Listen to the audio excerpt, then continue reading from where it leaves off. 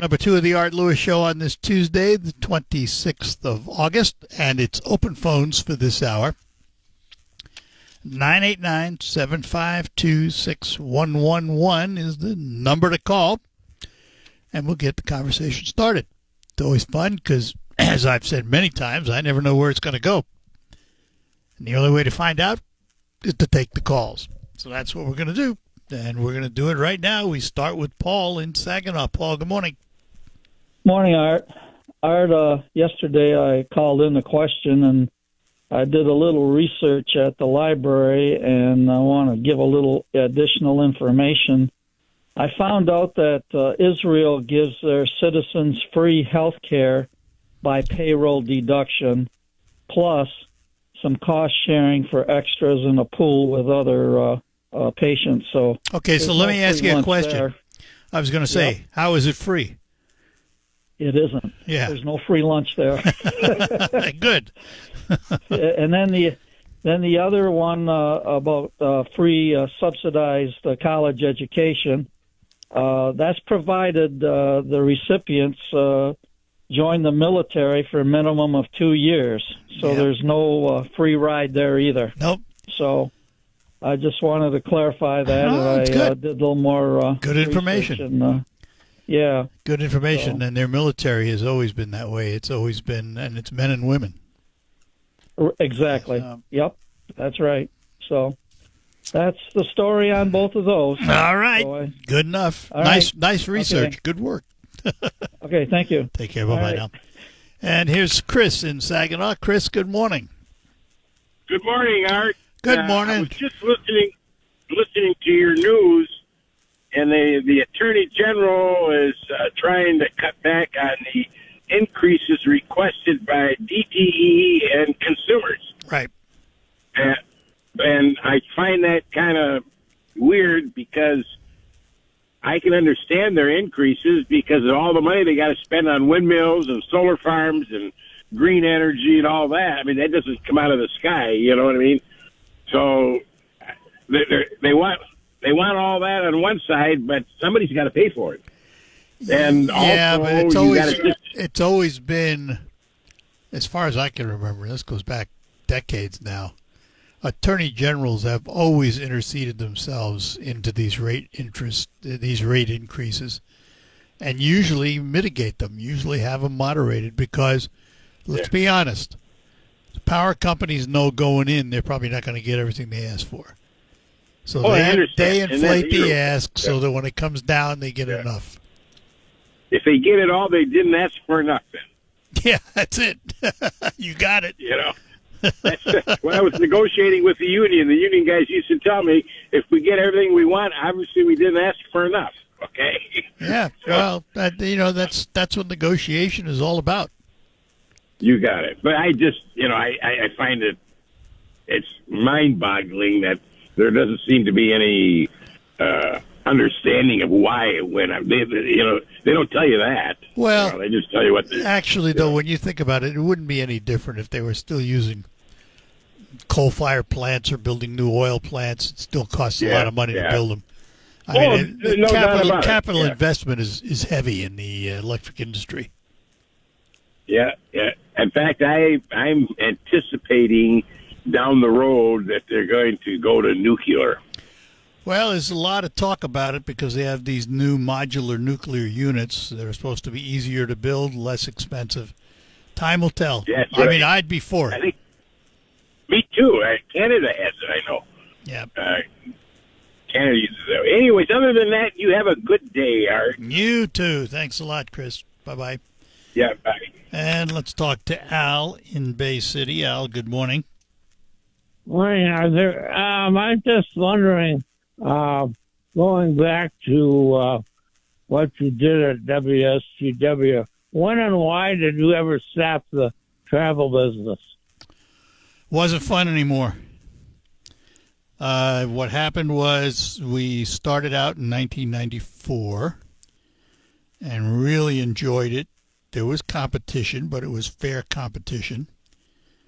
In the early 2000s, a company came along out of Florida that was a wholesaler and they would wholesale trips to anybody that wanted to be a group leader. Now, we're in business. We have to carry insurance. We're in an association. We have to meet certain requirements. And yet, anybody and his uncle could be a tour operator by buying one of these wholesale trips from this company and reselling them. And what happened is people stopped buying value. They bought price. Well, to give you, I'm going to use some round numbers. They're not exact, but they'll give you an idea.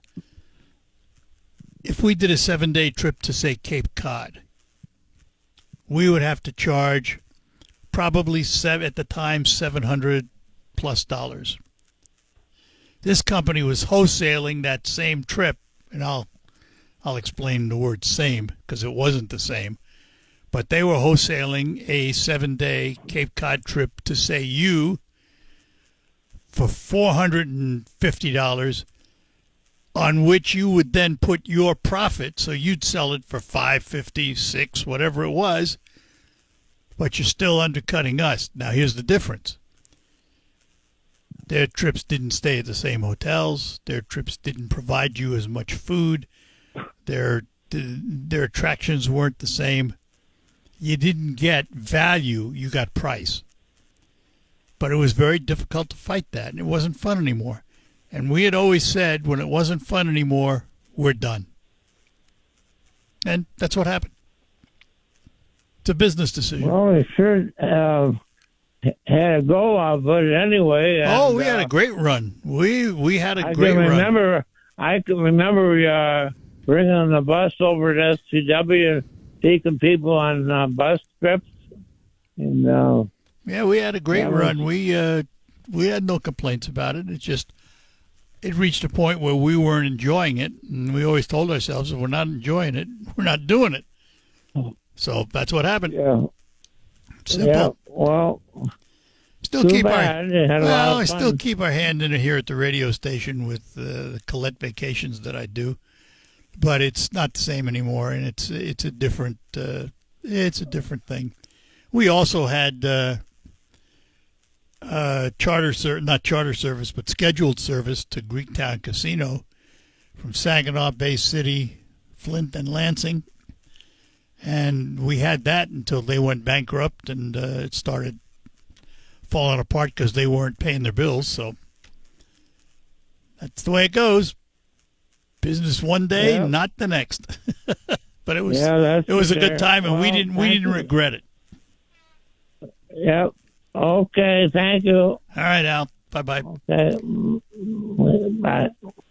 989-752-6111. Taking a break, going to see a baby in the lobby, and then we'll be back. Faith and Family Home Health Services is...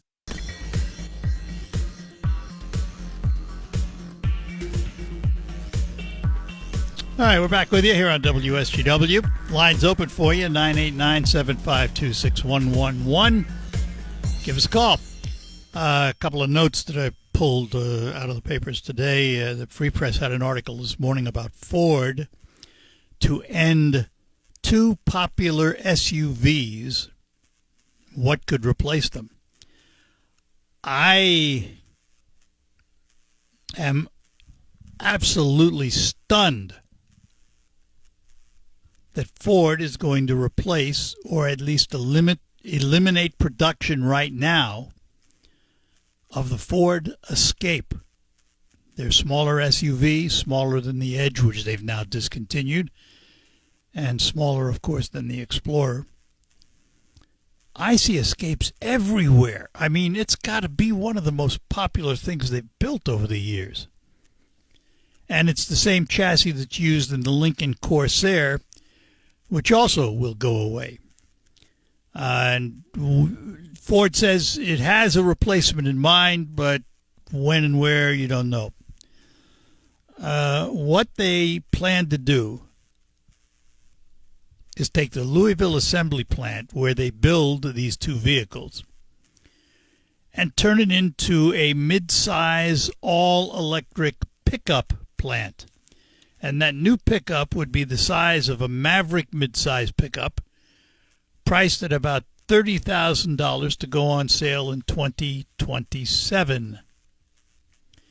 Now, the Escape and the Corsair production will stop later this year, but Ford will have enough inventory of the two to meet sales through next year. And then he hinted that a small SUV will arrive to fill the space. But, boy, I don't know.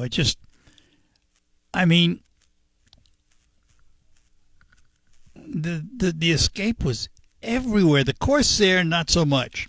Now, it's an Escape in fancy clothing. But the Escape, just seems to be everywhere. They're all over the road. Just amazes me. But they say they needed the plant space for electric, so there you go. In the meantime, if you want an Escape, by the end of next year, you better go get yourself one. Let's talk to Mark in Gladwin. Mark, good morning. Good morning, Art. How are you, sir? Good. Got two thoughts for you. Looking for some feedback. On my drive this morning out to Gladwin, I went through Beaverton, and I'm in Gladwin. But once I got off the egress roads from $3.40 a gallon on the gas, it went down to $2.73 in Beaverton at the BP. Really? And then Gladwin, there's areas where it's $2.80 something. I heard the guys around. The main guys around here were talking about it this morning, and they were looking at $3.49. Yeah, $3.40 and $3.50, yeah. But like I said, you get off these main roads, the price isn't as high as it is. So that's amazing. Why is that? Why do they gouge on the egress roads as opposed to the rural roads? Because the business is there. You're driving along the highway. That's you need price gouging. No, it's not. They stay within a certain realm, if you will. It's always been that way because, and there are exceptions, and I'll tell you about one in a moment. But the reason is you're a trapped audience. You're driving on the highway. You need gas. You don't want to go off searching in the rural country for a gas station. You're looking for something right off the exit. It's convenient. You're going to pay more. The exception, Bridgeport. Gas in Bridgeport has always been cheaper, particularly when they built the Love station down there. That kind of forced everybody to drop their prices because they came in highly discounted. So it's when I travel through Carroll has actually a lot cheaper gas than as far as year round. It just seems like they're always lower than everyone else. There are places, Freeland used to be that way. Yeah, didn't have to go far. It was always a few pennies cheaper than everybody else. So yesterday there was a story that Trump released $50 million to the state of Michigan for the ice storm that happened a few months ago. And there was a story that said the House was holding up the release of these funds, and then today it was FEMA that's holding up, or the Senate that was holding up, and then the story today on your newscast was FEMA was holding it up. Do you know who's actually holding up the My understanding $50 was million? I don't have a skin in the game. I'm just curious. My understanding was it was the Senate Democrats, but that's you hear from one, you hear from another, and they're both different. Who knows? Oh yeah, that's in today. This news. Meantime, she's asking for more because it's but. And I don't begrudge that. Listen, we give other states money when they have disaster problems, and we need to get it too. Well, you can get it, but the next thing is to disperse it. Well, and that's what the problem is right now. You can have it. You can't. It's no good if nobody can use it. You can't disperse it if you don't have it. And since I thought it was already given by Trump. Well, yeah, it was, but it had to be approved. That's the problem. Okay. All right.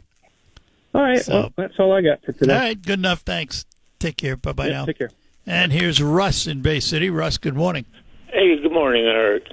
I was just wondering what your thoughts are on the recent FBI report from 2024 that places Saginaw, Michigan, above Detroit as the third most dangerous city in America.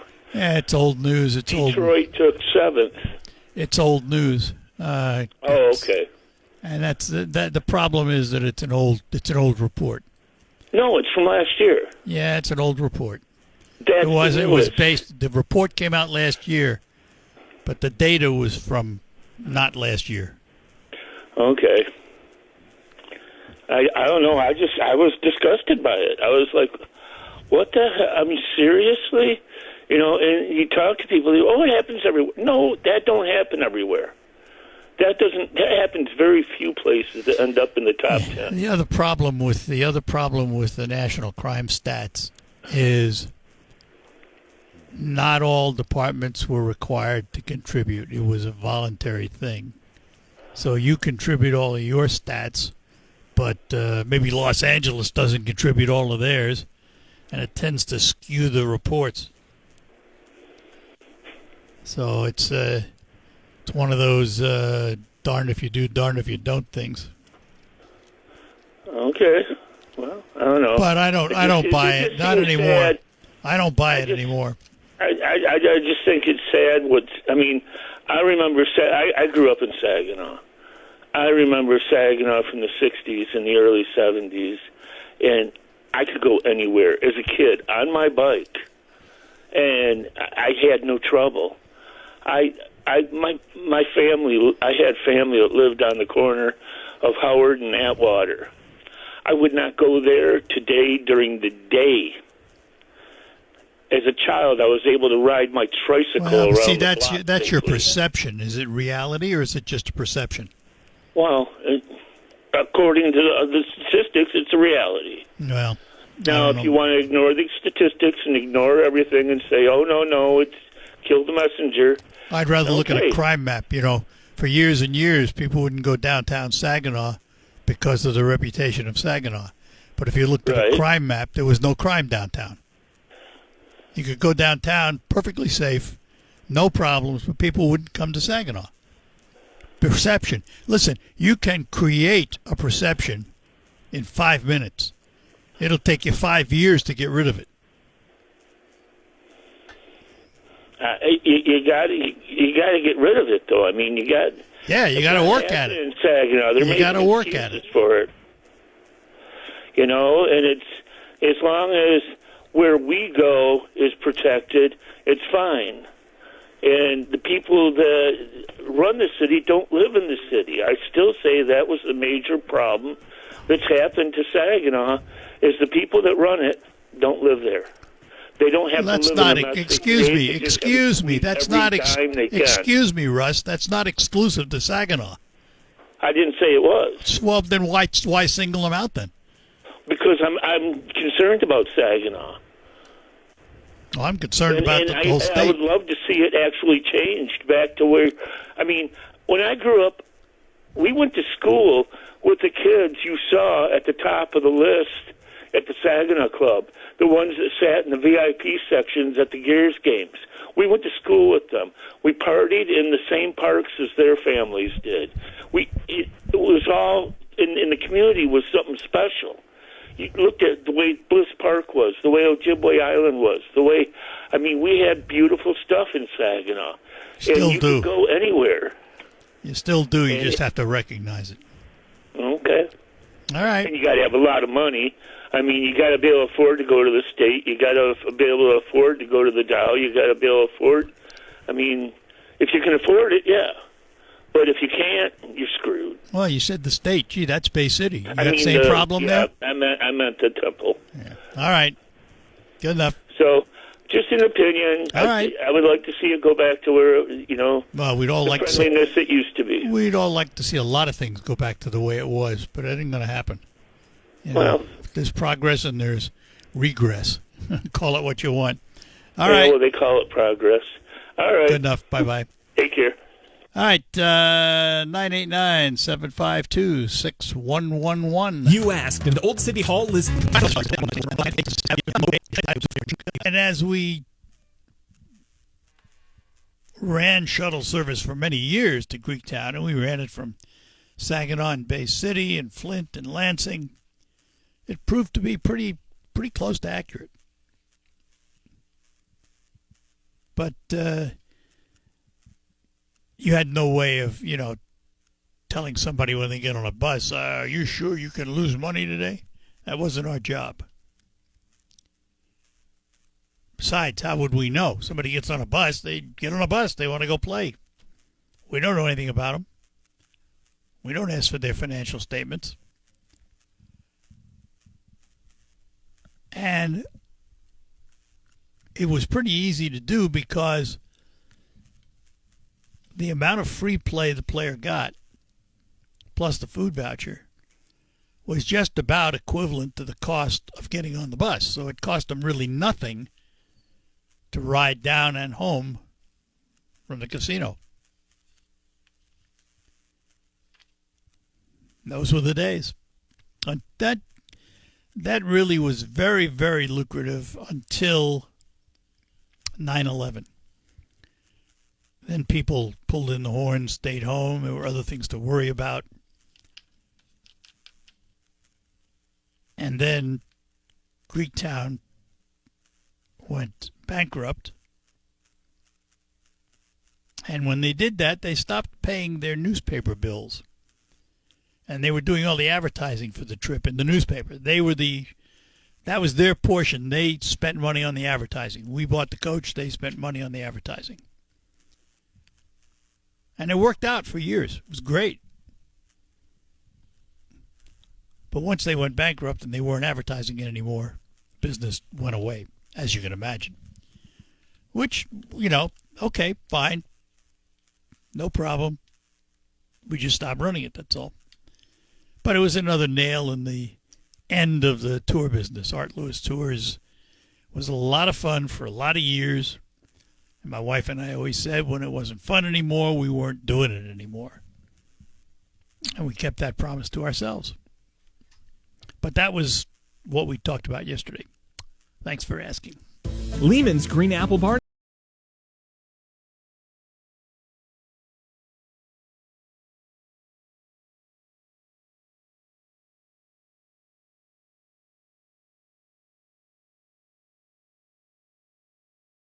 We're back with you on the Art Lewis Show, and we'll talk to John in Bay City. John, good morning.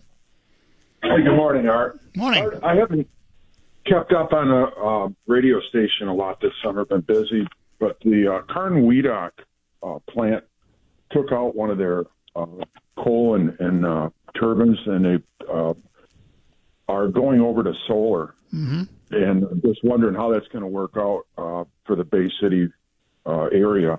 Is that solar that they're going to go to? Is that going to be their emergency backup? It'll be added to the grid. In terms of how good it is for the area, though, I mean, what it does is stabilizes the tax base because it's going to be taxable property as opposed to empty land. So it's good for the area that way.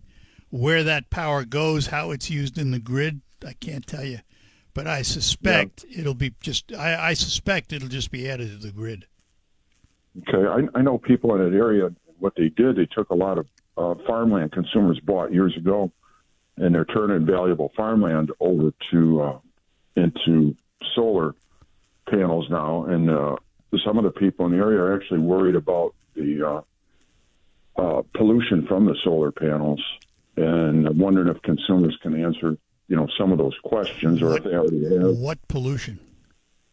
The just not being able to farm it anymore, and the moisture of rain falling on the solar panels and in the runoff. There's supposedly some type of silicone. No, I don't know. The panels are made with silicon wafers, but that's I would be hesitant to jump on the bandwagon on that one. Yeah, this is just I'm talking to local farmers out there, what I've heard. But what I started with, I would just really like to know how consumers, that's going to be the little bit they're going to get from that. How is that going to benefit the area to take all those areas, that acres of farmland? Because it's supposed to be quite a large. Well, that area out there at the Carn-Weedock is property they've had for decades and decades. They're just replacing one generating capacity with another. They're not. There's no added farmland out there. Now, there may be elsewhere in the state, but out there, that property's been theirs forever. Yeah, they purchased that farmland years ago. Yeah, many decades and decades. Yeah. So, I just wondered how efficient it's going to be, and is it going to be as good a backup as, if we have some type of an event here, an ice storm or whatever, that's going to be a dependable backup. Yeah, I think they still have the peaking plant there. Okay. I just wondered. We'll find out. We're going to try and get somebody from Consumers on, because it's an interesting question. Yeah. It is. I think some of the locals want to know some of these things that are being done and talked about. So, thank you for your time. Sure. Thanks for calling, John. Appreciate it. Yes, Take care. Bye-bye. Bye-bye. That's an interesting question. Obviously, is that solar array going to produce what the coal plants did? Probably not. But how is it going to be used? I don't know. We'll find out. By the way, if you are a space fan, SpaceX is going to launch their Starship again. They scrubbed it yesterday. And if you want to watch it, they actually stream it on their website, SpaceX's website. And I think it's set to go off at 7:30 tonight, so they'll go on the air about a half hour before that. Now you got to remember, they have had failure after failure after failure with this ship. Unlike their others, they're having difficulty getting the world's biggest rocket off the ground.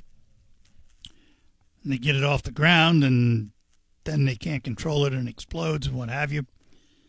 So it's going to be interesting to see because every time they launch and have an anomaly, they learn something.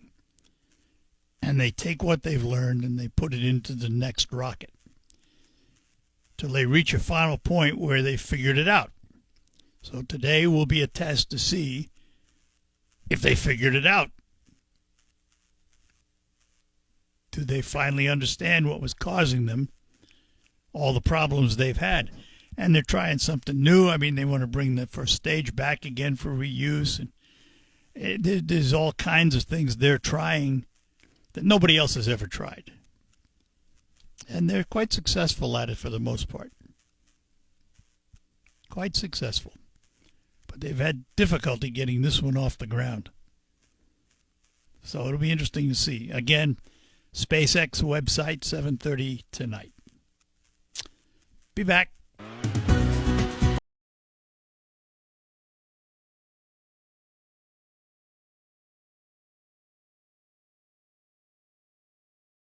.5 and 790 News Radio WSGW. And that'll do it for this Tuesday's Art Lewis Show. Thanks for being with us. We'll be back tomorrow with lots more, of course. Coming up, we'll take a look at the SVRC Marketplace in downtown Saginaw with Rachel. Before that, though, news. Lots of it. CBS brings you up to date on the world and the nation, tell you what's going on. Michael Percha is in the WSGW newsroom to fill you in on the region and the state of Michigan. After all that, we'll be back with Focus. We'll talk to you right after the news. Broadcasting from the